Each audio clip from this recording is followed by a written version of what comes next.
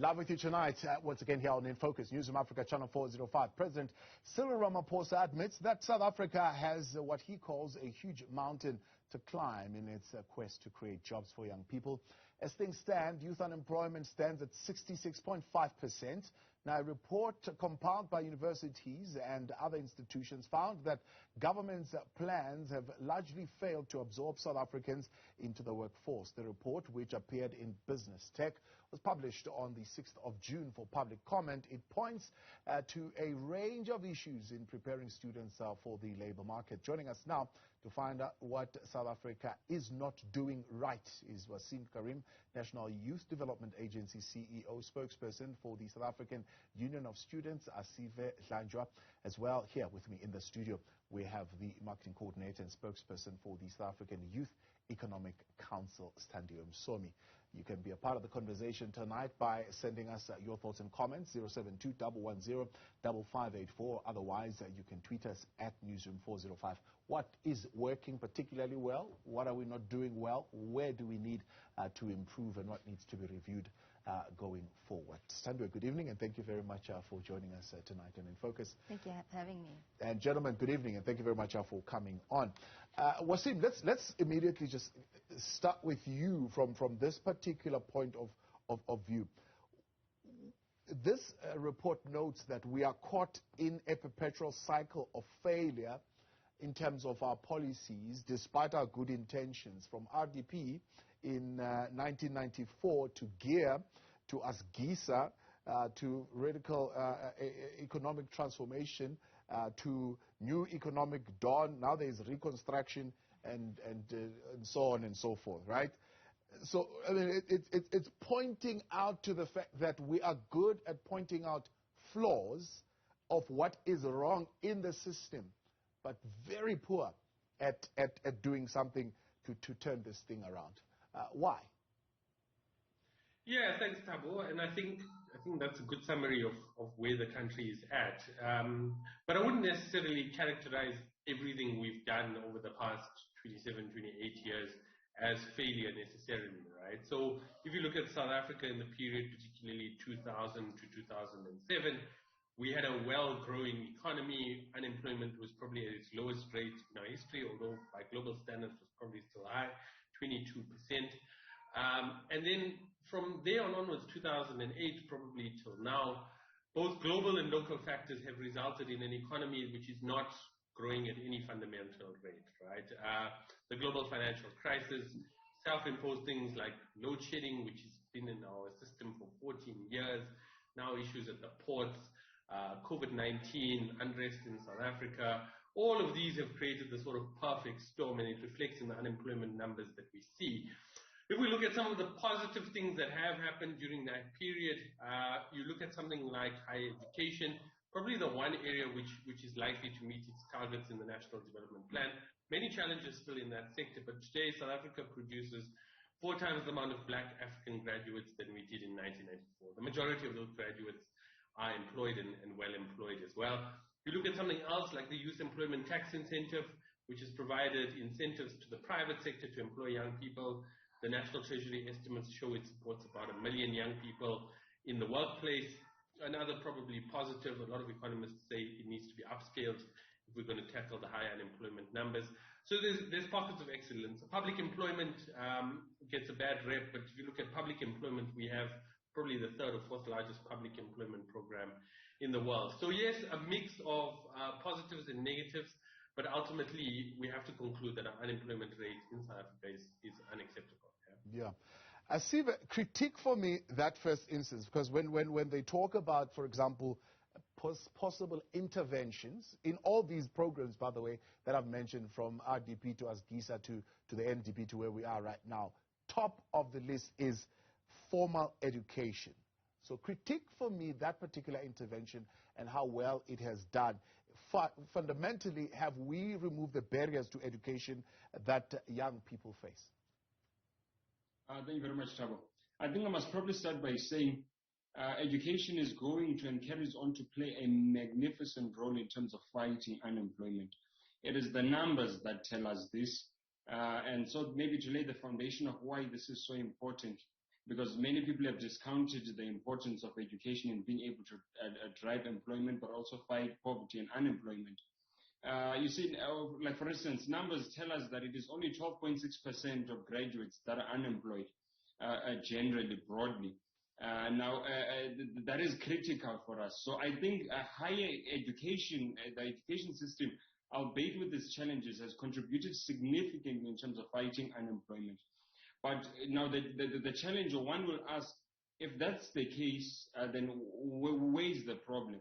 Now, one of the things that we saw in the last few days is that out of like a good 100 learners that come in grade 1, only 4 come out at the end with a degree, meaning that it is only 4 out of 100 learners eventually that will form part of that odd 78% of being able to be employed, at least based on our numbers. Now, so I think there's a lot of work to do in basic education, number one, to be able to, one, retain learners, but also to be able to improve the curriculum so that even those that are not able to necessarily go all the way to university, because even out of that 100 that will go into grade 1, there's only 12 that are able to enter the institution, rather university. So we then need to be able to say to ourselves, how do we improve and strengthen basic education to be able to contribute towards fighting unemployment? But broadly, the reality is that I think having a level of education has assisted greatly. Those that do not have degrees, that have diplomas, etc., it is only 23% of them that are unemployed. So what does this tell us? That education has played a significant role in driving employment. So obviously, I think what we are, the area where we are lacking. Now, when it comes to investing in education, for me, there are probably 2 broad types. Number one is student funding and supporting students being able to ensure that they have access to institutions of higher learning. And I think we've done a lot of work in that respect. Right now, about 90% of households in South Africa are able to access basic and higher education at no fee. That is a fundamental, in fact, and an impressive achievement for the country. Yeah. However, when it comes to the rather the knowledge production in institutions of higher learning, we are still struggling greatly. As I speak with you, employers and industry are faced with the challenge that the type of curriculum that we are having, one, is not responding to the needs in the job, in the workplace, but also number 2, they are not responding to the challenges that are prevalent in the societies in which they exist. Let me give you an example. You've got, in all 9 provinces in South Africa, you've got an institution. And none of those institutions are contributing significantly in ensuring that, because the reality is that each region has different challenges based on the structure of the economies, etc. Okay.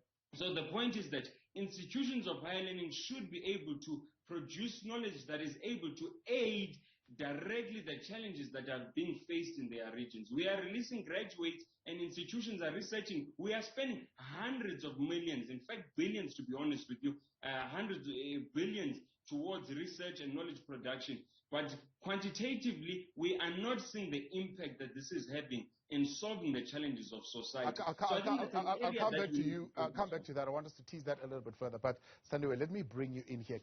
Give me your critique of the current programs, institutions, and activities being implemented in South Africa to equip young people to become economically independent.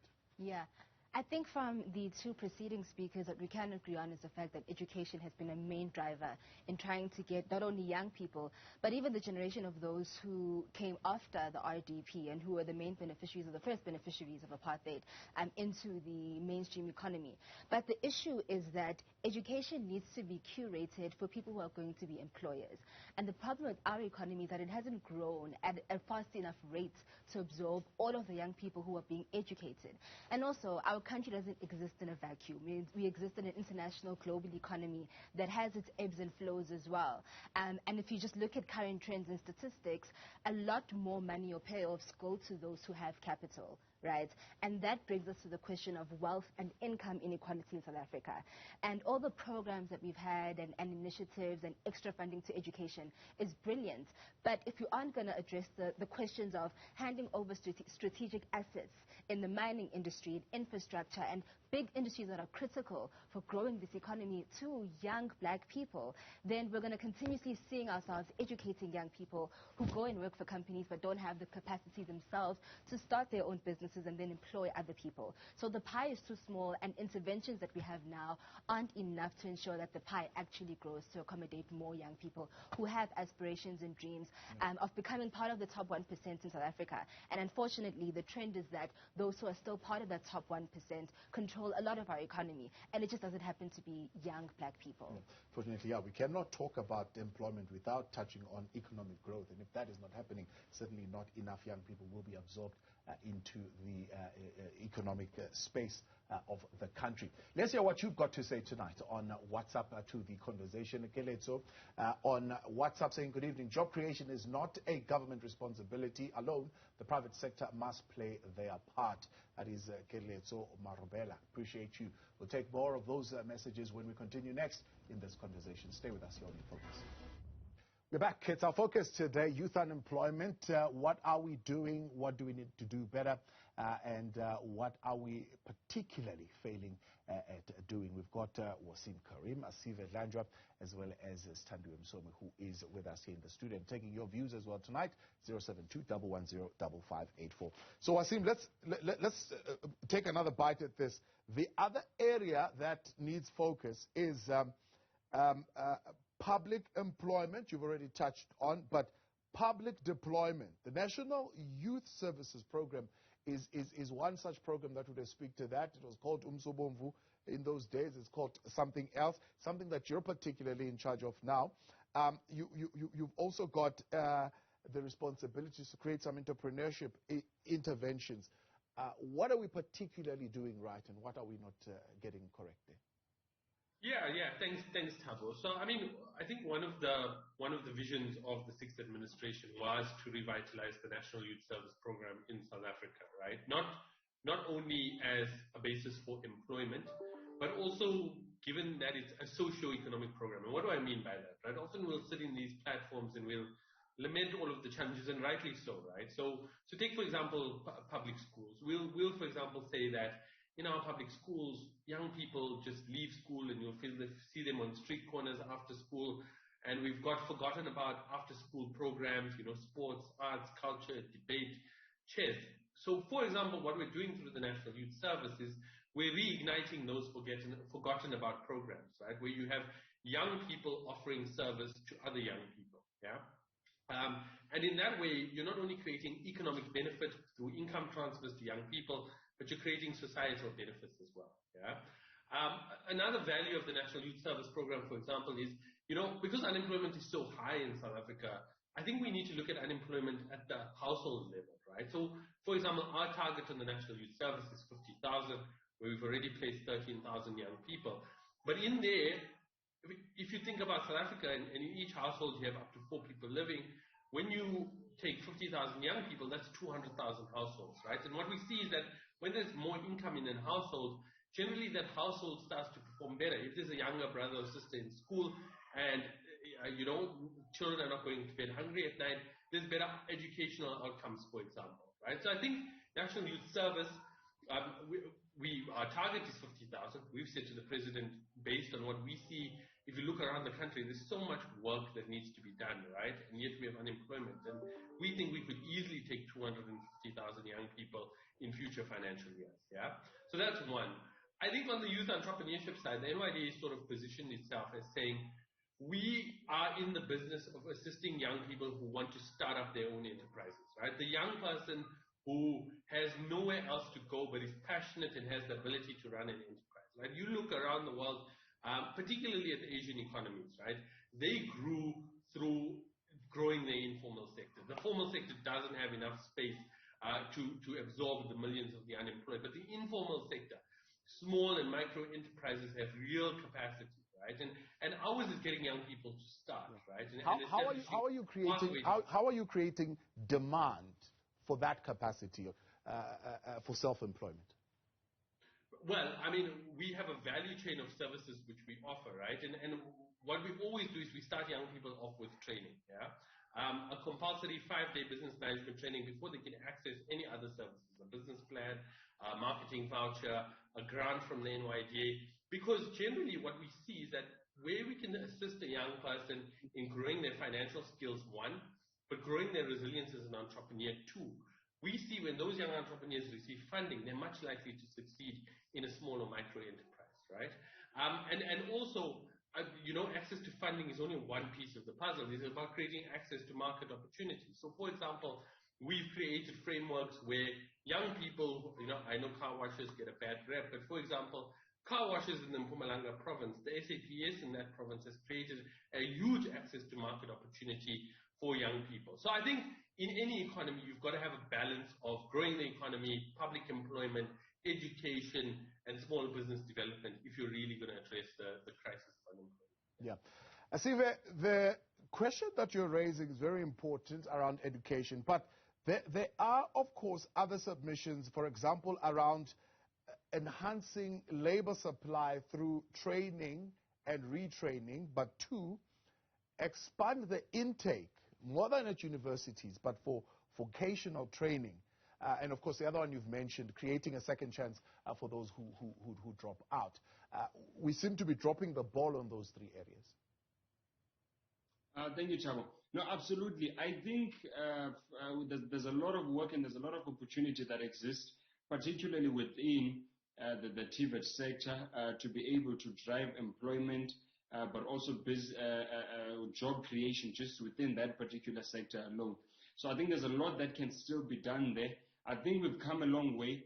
One of the focuses really of government of late, in fact, in the last few years, has been to make sure that institutions of higher learning that are within that sector, they become institutions of choice. So currently, a lot of students that we are getting in the sector are students who probably their first choice was to get into a university, and based on the fact that they could not qualify, they would end up getting into these colleges. However, but I think we need to be able to build that as a product on its own and make it lucrative enough and be able to build also the systems around it, including market opportunities that can be derived and can be perceived by ordinary society and ordinary members of society, such that it becomes an institutions of choice. We obviously have to relook at the curriculum. Many of the programs are absolutely outdated and they do not necessarily respond to the challenge that we are facing as an economy. But I also think in terms of business support and creating entrepreneurs, that on its own could be part of and inculcated, not as a separate study program as business studies, but into many of the vocational programs that are found within the sector, so that those that are not able to necessarily find employment as plumbers or whatever, or as engineers, but they're able to absolutely and immediately able to start their businesses. But the challenge, Thabo, is that I think there are so many programs and there's a huge discoordination in terms of being able to. So for instance, you've got the NYDA, and the NYDA has been running brilliant programs. Then you've got the Office of the President that has been running also employment programs through the Office of the President and other departments. Then you've got different departments and different provinces that are running various programs. That's all well and good. But the reality of the fact is that the majority of our society, members of our society, only interact with the government at the cold face of local municipality. Now the question then becomes, of all of these national programs that are being run out, how many of them are being able to be cascaded down to the roots and to communities, particularly through municipalities? You currently have the DDM, which more than anything, I suppose, it is to be able to coordinate the work of government across spheres and being able to deliver a coherent service delivery machinery. Now, you need to use the same model when it comes to business development and business support, such that we know that whatever opportunity is available to someone who is living in Bramfontein, that same level of information, and rather that information, someone who is in Kunyeni or someone who is in Mwati has access to that, business support. And then lastly on that point, it would be then to say, we need a blueprint on what it means to support small businesses. This haphazard approach, we are not even able to know, are some of the agencies really, is it the program that is failing, or is it the fact that we have not been able to extensively roll it out to be able to determine the success and the effectiveness thereof?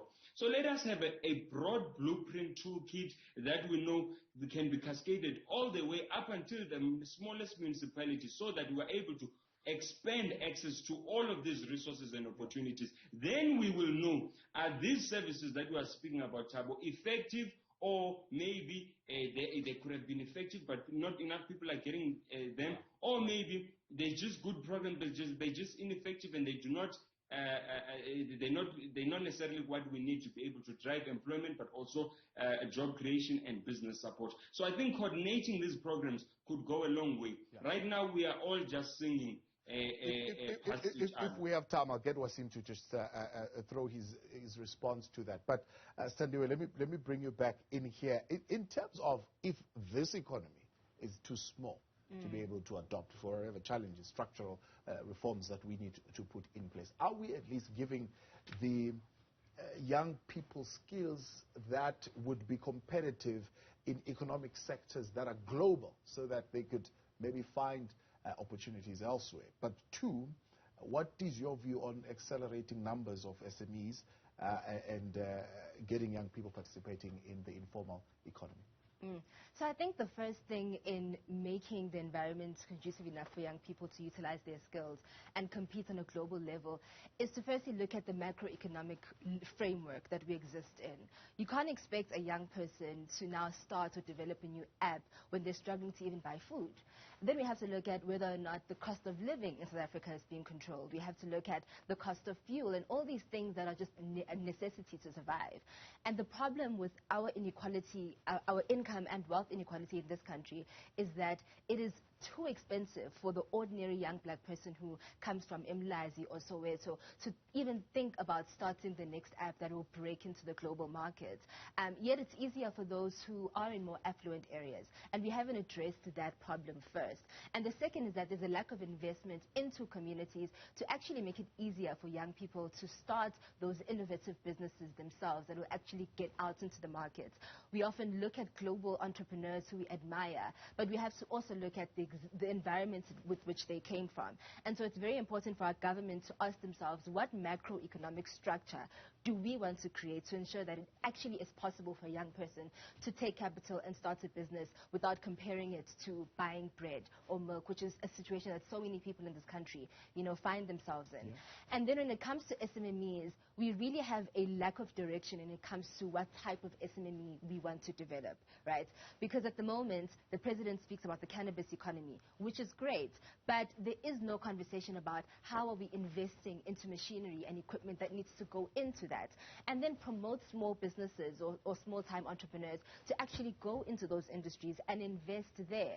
And also, probably the biggest excuse will be the fact that there's no funding or there's no money. But we cannot exist in a country where companies that were started in the days of apartheid are still able to take their money offshore and not really reinvest it into local economies. So there has to be radical interventions from the states themselves to say certain portions of profits should go into certain funds to actually raise that capital to fund small businesses that will actually be critical to industries like manufacturing, like infrastructure, and like technology that are necessary for us to actually compete with other global companies that have made it.